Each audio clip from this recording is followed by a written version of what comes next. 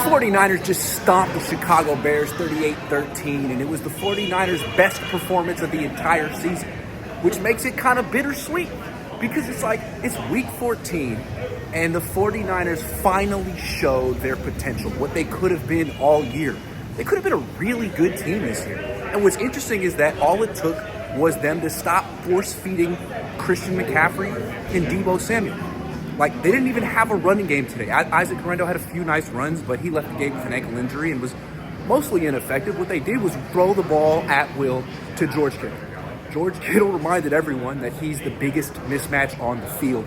It's incredible that Kyle Shanahan forgets that for like months at a time, but George Kittle, greatest tight end in franchise history, they should be featuring him every game. And then after him, Jawan Jennings was the number 2 receiver, and he was phenomenal as well. So if the 49ers could just get their best players on the field and use them accordingly, they'd have a winning record this year. I mean, but they don't. But look, they won this game. They needed to win this game. It was a huge test for them. But it was the Bears. And the Bears are freaking awful. So the Seahawks won. The Rams won. It's a bittersweet because it's a little too late. But who cares? This is about the 49ers regaining their own standard. So it doesn't really matter if they get into the playoffs or not.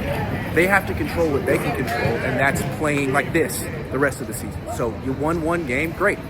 Now beat the Rams, and then beat the Dolphins.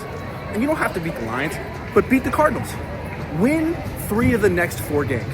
That's not asking a lot. And if they play like they did today, if they keep featuring Kittle, if they keep featuring Jennings, if they stop forcing it to Deebo Samuel, they can win these games. It doesn't matter who their freaking running back is. It could be Patrick Taylor Jr. and Izzy Abakanan. I haven't learned his name just yet, but I will because he could be starting. It doesn't freaking matter. Just don't force the ball to Deebo Samuel. Feature George Kittle. Spread the ball around to everyone.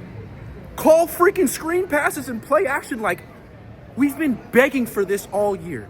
And all it took was 2 humiliating losses, back-to-back on the road, for Kyle Shanahan to, humble himself and take suggestions and do new stuff. He called a zone read for Brock Purdy in the freaking red zone.